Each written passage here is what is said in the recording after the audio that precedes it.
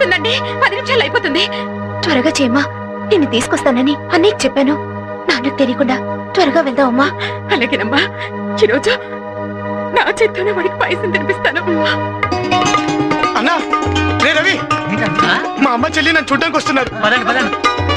బాబాయ్, మా అమ్మ చెల్లి వస్తున్నారు బాబాయ్, నన్ను చూడడానికి వస్తున్నారు బాబాయ్. మా అమ్మని చెల్లిని 2 ఏళ్ల తర్వాత చూస్తున్నాను. ఎప్పుడు వస్తున్నారా? వస్తారు. అమ్మా,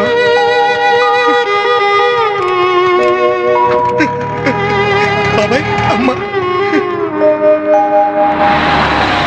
లక్ష్మి,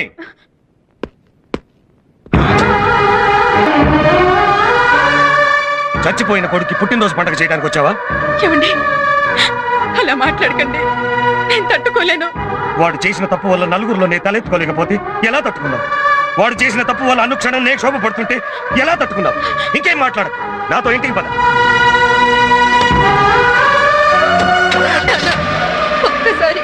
ఒక్కసారి అన్నితో మాట్లాడి వెళ్తాను. ఇంతవరకు వచ్చాం కదా, అమ్మ కూడా ఎంతో ఆస్తి వచ్చింది. ప్లీజ్ నాన్న, ఒక్కసారి వాడితో మాట్లాడతానండి. ఇవాళ వాడు పుట్టినరోజు అండి, ప్లీజ్ అండి. ఏమండి నాన్న,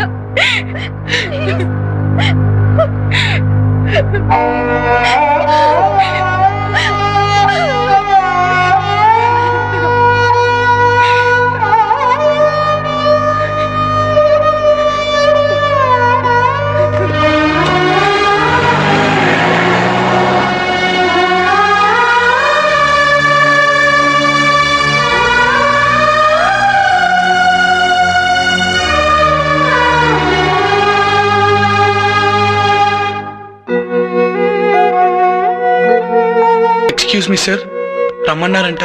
అవునా ఇచ్చా, నీ బర్త్డే స్పెషల్స్ ఏమిటో చూడు. వద్దు సార్, పుట్టినరోజు అనేది నాకు అచ్చు రాలేదు సార్. ఒక పుట్టినరోజు నాడేమో నా కుటుంబమే నాకు దూరం అయిపోయింది సార్. ఈ పుట్టినరోజు నాడు నా దగ్గర దాకా వచ్చి దూరం అయిపోయింది సార్. బాధపడకండి ఇచ్చా, ఇంతకాలం నేను చూడడానికి కూడా రాని వాళ్ళు ఇవాళ ఇంత దూరం వచ్చా. 4 రోజులు పోతే ఈ దూరం మరింత తగ్గి నీకు దగ్గర అవుతుంది. పుట్టినరోజు పూట కంట తడి పెట్టకు. నీ పుట్టినరోజు నాడు మీ అమ్మ నీకోసం ప్రేమగా పాయసం చేసింది. అది నీకు అందాలని ఇక్కడే వదిలేసేయండి. అమ్మ చేతి పాయసం ఆశీస్సు లాంటిది.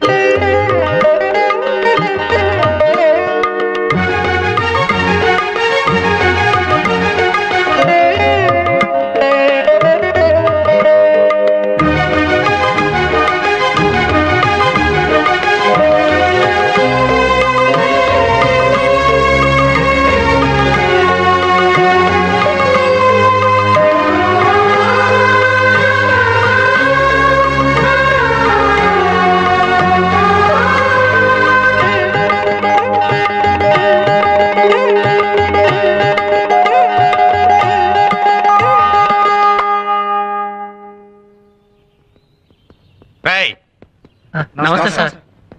చేస్తున్నారా ఇక్కడ? ఇవాళ ఆదిత్య బాబు ఎగ్జామ్స్ కదండి, ఫస్ట్ క్లాస్ లో పాస్ అవ్వాలని పూజ చేస్తున్నాం సార్. సరే సరే, తొందరగా కానివ్వండి సార్. నేను కూడా. Thank you sir.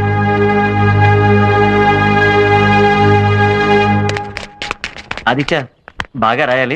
మా ఆశలన్నీ నీ మీదే. ఎలాగైనా సరే నువ్వు సాధించాలి. ఒక్క క్వశ్చన్ కూడా వదలొద్దు. అన్ని కరెక్ట్గా ఆన్సర్ చేయాలి. ఫస్ట్ క్లాస్ లో పాస్ అవ్వాలి. బాగా రాస్తావు కదా, గుర్తుపెట్టుకో. ఏంటి ఆదిత్య డల్ గా ఉన్నావు? 3 సంవత్సరాలు కష్టపడి లాదదేవు. ఫైనల్ ఎగ్జామ్స్ కి వెళ్ళేటప్పుడు ఎంత ఉండాలి? లేదు సార్, నేను ఎగ్జామ్ రాయడానికి వెళ్ళిన ప్రతిసారి నా చెల్లెలు నాకు ఎదురొచ్చేది. తను ఎదురు నన్ను ఒక్కసారి నా కుటుంబానికి నేను దూరం అయిపోయాను సార్. డోంట్ వరీ, నువ్వు మనసులో అలాంటివి ఏం పెట్టుకోకు. అంతా మంచిగా జరుగుతుంది. నువ్వు మాత్రం కాన్సన్ట్రేషన్ తో రాయి, ఓకే?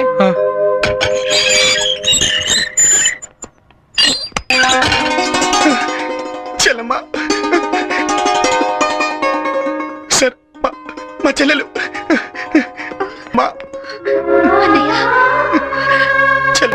నీకు నీ చెల్లి ఎదురు ఎంత సెంటిమెంటో తెలిసి నేనే తీసుకొచ్చాను. థ్యాంక్స్. Hey, it's okay. అన్నయ్య, బెస్ట్ ఆఫ్ లక్.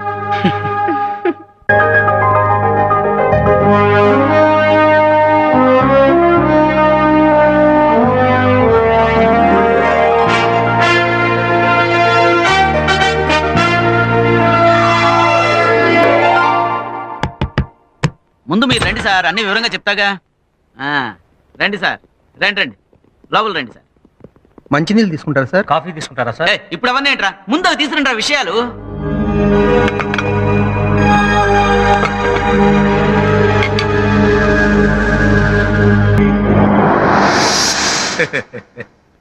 నమస్కారం అండి. నమస్కారం నమస్కారం నమస్కారం. నన్ను గుర్తుపెట్టారా? క్షమించండి, నేను మిమ్మల్ని ఎప్పుడు చూడలేదు. నేను మిమ్మల్ని ఎప్పుడు చూడలేదులండి. ఎప్పుడన్నా చూసారేమో అని అడిగాను. కూర్చోండి, పుచ్చుకోండి. నాకు అలవాట్లేదండి. ఏంటి సోడానా మందా? నేను అసలు తాగనండి. ఏంటి? నేను అసలు తాగనండి. అస్సలు తాగకపోతే మంచిదండి. మందు అలవాటు లేనివాడికి మ్యాటర్ బాగా గుర్తుంటుంది.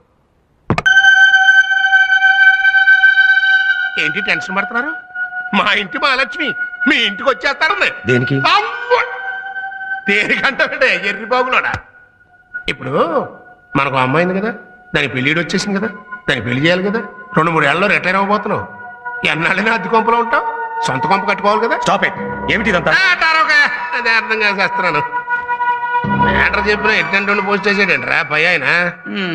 ఆ విషయానికి వచ్చేస్తానంటే, మీరేమో ఎంసెట్ కన్వీనర్, నేనేమో లీకేజ్ లీడర్. అంటే మనం ఒకటి చెట్టగా ఒకటి అయిపోయాం కాబట్టి సబ్జెక్టుకు పేపర్ చొప్పున మా చేతిలో పెట్టండి. అరగంటలో జిరాక్సులు తీసుకుని మీకు. నన్ను ఎందుకు పిలిపించారో ఇప్పుడు అర్థమైంది. అమ్మయ్యా అర్థమైందంట్రా. రే ఇది తీసుకెళ్ళి కారులో పెట్టు, ఆయనతో వెళ్ళు. ఆయన కొన్ని పేపర్లు ఇస్తాడు. అరగంటలో జిరాక్సులు తీసేసి ఒరిజినల్స్ ఆయనకి ఇచ్చేసి వచ్చి. సారీ, నాకు ఇలాంటి పనులు అలవాట్లేదు. మాకు మాత్రం అలవాటు ఏదో తప్పక.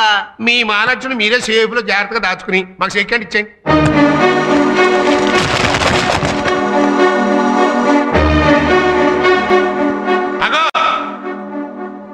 కలుపుగోలుగా మాట్లాడాను కదా అని కామెడీ అనుకుంటున్నావా? మ్యాటర్ చాలా సీరియస్. ఇంకో గంటలో ఇదే 10 లక్షలు పట్టుకుని మా కుర్రోడు ఒకటి నీ ఆఫీస్కి వస్తాడు. ఎగస్ట్రాలు పోకుండా క్యాష్ తీసుకుని పంచుడు. తప్పకుండా ఫస్ట్ క్లాస్ వస్తుంది. నమస్కారం సార్. ఏంటో హడావిడి? ఆదిత్య బాబు రిజల్ట్స్ ఈవినింగ్ పేపర్ లో వస్తాయన్నారు. పేపర్ రానివ్వండి, రాసినోడి కన్నా మీ కంగారు ఎక్కువైపోయింది.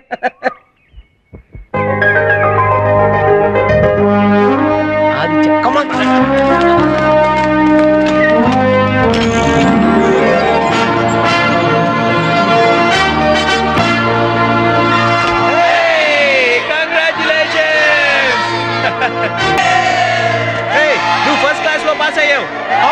కంగ్రాచులేషన్స్. Thank you sir.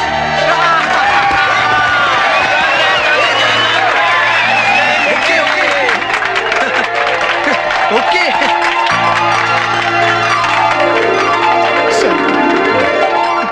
డబ్బు కోసం గడ్డి తినే రకంలా కనిపిస్తున్నాను వాడికి. ఎంసెట్ పేపర్ లీక్ చేస్తే 10 లక్షల రూపాయలు ఇస్తాట. రాస్కెల్. వాడిస్తాను అన్నాడు, మీరు తీసుకోను అన్నారు. అయిపోయింది కదా, మర్చిపోండి ఆ విషయం గురించి. మర్చిపోవడానికి ఇదేమన్నా చిన్న విషయమా? లక్షల మంది విద్యార్థుల జీవితాలతో ఆడుకోవాలనుకుంటున్నాడు వాడు. ఇలా లంచాలు ఇచ్చేవాళ్ళు తీసుకునేవాళ్ళు పెరిగిపోతే సమాజం ఏమైపోతుంది? ఇలాంటి చీడ పొరుగుల్ని ఊరికే వదలటానికి వీల్లేదు. పోలీస్ రిపోర్ట్ ఇచ్చి జైల్లో తోయించాలి. అప్పుడు కానీ బుద్ధి రాదు. రాఘవ్ గారు ఉన్నారా? ఉన్నారు.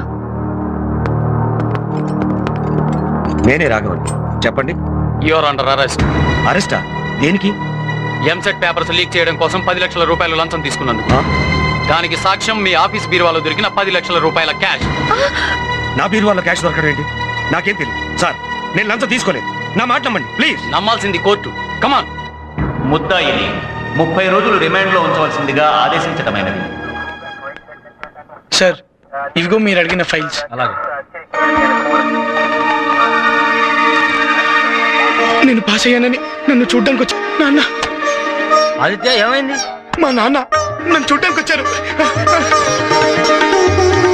ఏంటయ్యా హడావిడి?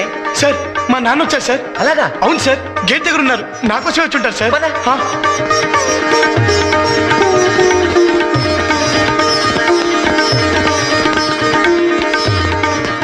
కేసు ఏంటి? 10 లక్షలు లంచం తీసుకున్నందుకు దొరికిపోయాడు. చూడటానికి పెద్ద మనిషిలా ఉన్నావు. ఏంట్రా ఈ పని? నీలాంటి వాళ్ళని కాళ్ళు చేతులు వెరగబెడితే గానీ దారిలోకి రారు. స్టూడెంట్స్ జీవితాలతో ఆడుకోవడానికి సిగ్గులేదు. సంతకపెట్టావు. మనవాడు తిన్నదంతా అరిగేంత వరకు గ్యారెంటీగా శిక్ష పడుతుంది.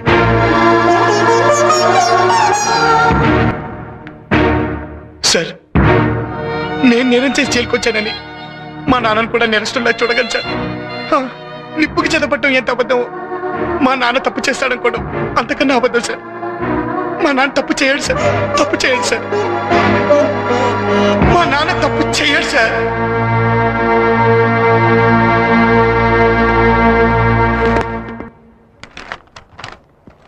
నమస్కారం అండి. సాధారణంగా తప్పు చేసిన వాళ్ళు ఇక్కడికి వస్తుంటారు. మీరే తప్పు చేయకుండానే ఇక్కడికి వచ్చారు. అంటే నేను తప్పు చేయలేదని మీరు నమ్ముతున్నారా? కొందరిని బట్టి కొందరిని నమ్మాల్సి వస్తుంది. పాపం మీరు ఇలా జైలుకి రావడం వల్ల మీ ఫ్యామిలీ చాలా బాధపడుతూ ఉంటుంది అనుకుంటాను. అవునండి, నాకంటే వాళ్ళకే ఎక్కువ బాధ. అవును, ఖచ్చితంగా మీకన్నా వాళ్ళకే బాధ ఎక్కువ ఉంటుంది. మీకెంతమంది పిల్లలు? ఒకసారి అబ్బాయి లేరా? ఉండేవాడు, చచ్చిపోయాడు.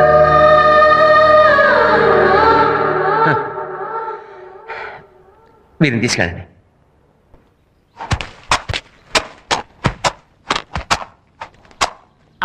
ఆగండి బాబు, ఆగండి. పర్లేదు, కూర్చోండి బాబు, కూర్చోండి. బాబు టీ ఏమైనా తీసుకుంటారా బాబు? వద్దు బాబు, మీ మాసిపోయిన బట్టలు ఏమన్నా ఉంటాయండి, మేము ఉతికి పెడతాం. మమ్మల్ని అడగండి బాబు, మీకు ఏది కావాలంటే అది మేం చేసి పెడతాం. అలాగే.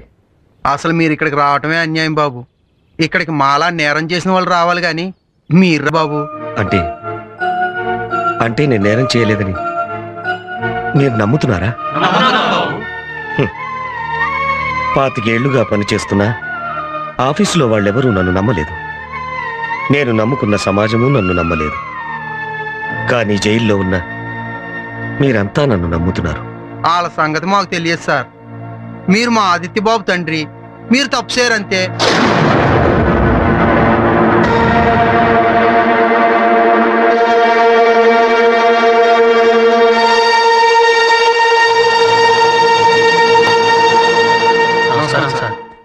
మీ అబ్బాయి చచ్చిపోయాడు కదా.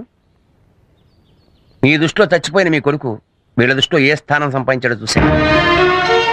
మీరు అధికారిగా ఏ తప్పు చేయలేదు కానీ కన్నతండ్రిగా చాలా పెద్ద తప్పు చేశారు. ఓ అమ్మాయి జీవితం నాశనం కాకుండా కాపాడిన కొడుకును కన్నందుకు గర్వపడాల్సింది పోయి ఓ నిండు ప్రాణం తీసిన హంతకుణ్ణి కన్నాను అని అసహించుకున్నాను. ఓదార్చాల్సిన తండ్రి స్థానంలో ఉండి అతన్ని ఒంటరి వాణ్ణి చేశారు. ఆ రోజు జరిగిన దాంట్లో మీ కొడుకు తప్పు లేదని మీరు నమ్మకపోయినా ఈ రోజు జరిగిన దాంట్లో మీ తప్పు లేదని మీ కొడుకు నమ్ముతున్నాడు. మీరు ఇక్కడికి వచ్చాడు అని తెలియగానే అతను ఏమన్నాడో తెలుసా? నిప్పుకు చెదరట్టడం ఎంత అబద్ధం, మా నాన్న తప్పు చేశాడు అన్నా అంతే అబద్ధం అన్నాడు. అందరూ ఉండి కూడా అనాథైన దురదృష్టవంతుడు గన అదృష్టవంతుడు సార్ మీరు. అతని కోర్టు విధించిన శిక్ష కన్నా మీరు వేసిన శిక్షే చాలా పెద్ద. ఇంకా అతన్ని మీరు శిక్షించదలుచుకుంటే మీ ఇష్టం. నేను ఇంకా వాడిని శిక్షించాలని చూస్తే నాకన్నా పెద్ద నేరస్తుడు ఉండడు సార్. మా వాడి విషయంలో కరడు కట్టిన నేరస్తులే కరిగిపోయినా కన్న తండ్రినైనా నేను ఇంకా కరగనందుకు సిగ్గుపడుతున్నాను సార్. వాడిప్పుడు ఎక్కడున్నాడు?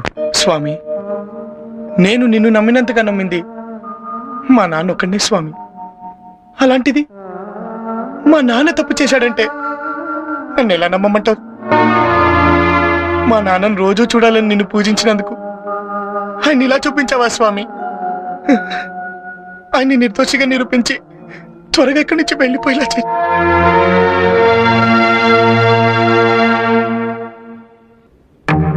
నాన్న, నాన్న, ఆదిత్య, నాన్న,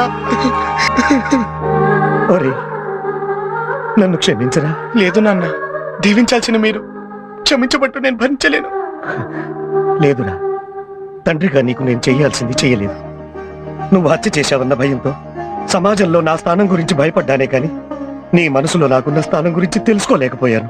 నిన్ను ఇంట్లోంచి బయటికి వెళ్ళగొట్టిన పాపాన్ని ఆ భగవంతుడు నన్నే నీ దగ్గరికి తీసుకొచ్చేలా చేశాడు.